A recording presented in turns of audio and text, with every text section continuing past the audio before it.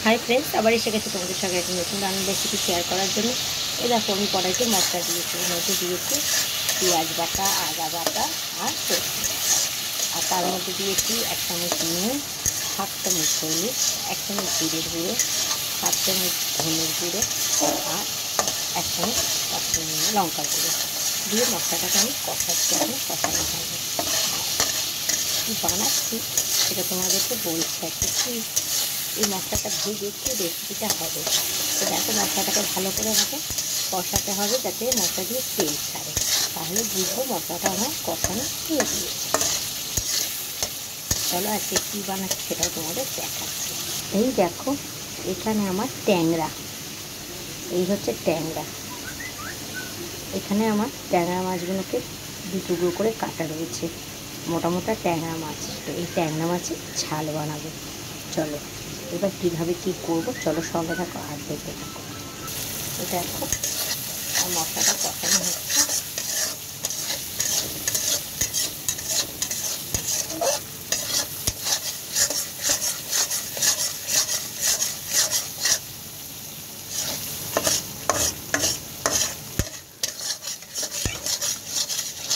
এতে তোমরা আলু দিয়েও করতে পারো, আমি আজকে মশলা শুধু রসা টাইপের করবো, গা মাখা মতো।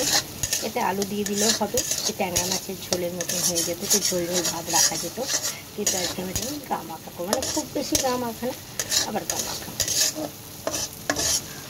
চলো মশলাটা আমার কষানো হয়ে গেছে, এবার পরিমাণ মতন আমি জল দেবো।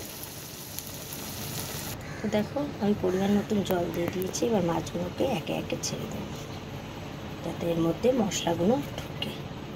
এই দেখো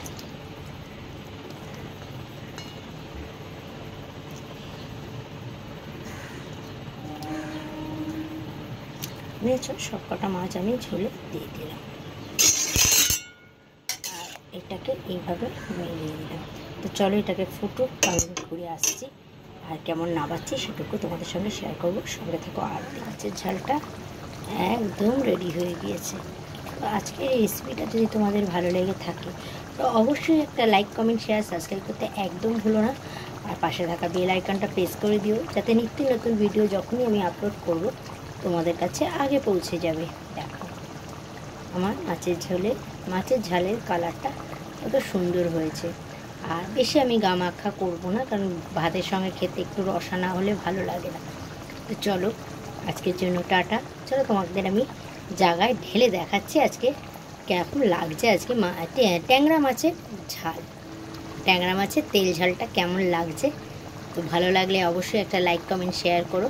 পাশে থাকা বেল আইকনটা প্রেস করে দিও যাতে নিত্য নতুন ভিডিও যখনই আমি আপলোড করব তোমাদের কাছে আগে পৌঁছে যাবে। তো চলো তোমাদের ঢেলে দেখাচ্ছি। দেখো ট্যাংরা মাছের তেল ঝাল আমার একদম রেডি হয়ে গিয়েছে। দেখো কি সুন্দর লাগছে। দেখো